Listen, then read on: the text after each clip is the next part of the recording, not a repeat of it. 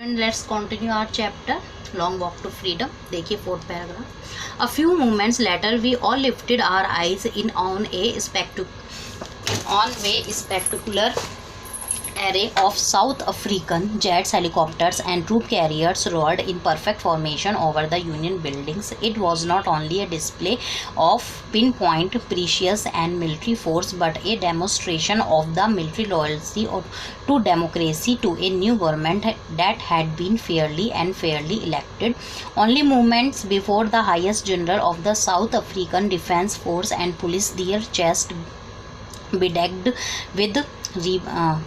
with ribbons and medals from days gone by, saluted me and placed their loyalty. I was not unmindful of the fact that not so many years before they would not have saluted but arrested me. Finally, a chevron of Impala jets left a smoke trail of the black, red, green, blue and gold of the new South African flag. वो इसमें कहते हैं कि उसके बाद फिर क्या हुआ, जब उन्होंने शपथ ली कि जेट विमानों का शानदार प्रदर्शन हुआ. दक्षिण अफ्रीका के जेट विमान व हेलीकॉप्टर्स ऊपर आकाश में पूर्ण आकार बनाते हुए उड़े. यह सेना का प्रजातंत्र और नई सरकार के प्रति वफादारी का प्रदर्शन भी था. वो कहते हैं कि मुझे अच्छी तरह ध्यान है, मैं वो कभी नहीं भूल सकता कि कुछ वर्ष पहले ही ये अधिकारी जो आज यहाँ पर मेरे सम्मान में खड़े हैं, ये अधिकारी मेरा अभिवादन नहीं करते थे, वरन मुझे गिरफ्तार अरेस्ट कर लेते थे. अंत में इम्पाला जेट्स काला, लाल, हरा, नीला और सुनहरे रंगों के धुएं को नए दक्षिण अफ्रीकी ध्वज के वी के पैटर्न में छोड़ते हुए आगे निकले. The day was symbolized for me by the playing of our two national anthems and the vision of whites singing Nkosi Sikelel E Africa and black singing Tai Stream, the old anthem of the Republic. Although that day neither group knew the lyrics of the anthem they had once devised, they would soon know the words by heart.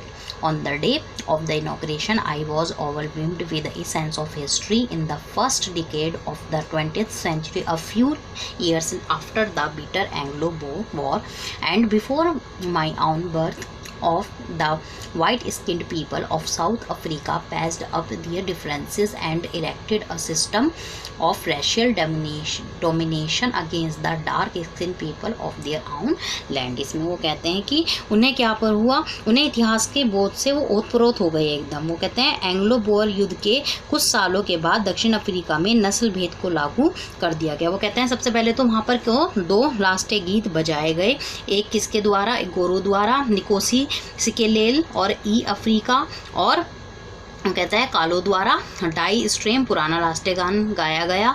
यद्यपि उस दिन कोई भी समूह उस राष्ट्रीय गान की धुन को नहीं जानता था जिसे कभी वे नापसंद करते थे, तथापि वे शेर ही शब्दों को दिल से जान जाएंगे, वो ऐसा वो कहते हैं. और वो कहते हैं कि उन्हें क्या हुआ कि उन्हें पुराना जो इतिहास है वो एकदम उससे ओतप्रोत हो गए. वो कहते हैं एंग्लो बोअर युद्ध के कुछ सालों के बाद जो है दक्षिण अफ्रीका में नस्लवाद भेद को लागू कर दिया गया. नस्ल भेद पर आधारित समाज व संसार का सबसे क्रूर और अमानवीय समाज था, ऐसा वो कहते हैं. अब सभी व्यक्तियों की उनके रंग और नस्ल का परवाह किए बिना बराबरी पर आधारित समाज के ने पुराने और निर्दयी समाज का स्थान ले लिया. ऐसे कहते हैं कि एक नए समाज की वहाँ पर रचना हुई. वो कहते हैं आगे, Now in the last decade of the 20th century and my own 8 decades as a man, that system had been overturned forever and replaced by one that recognized the right and freedom of all peoples regardless of the color of their skin. वो कहते हैं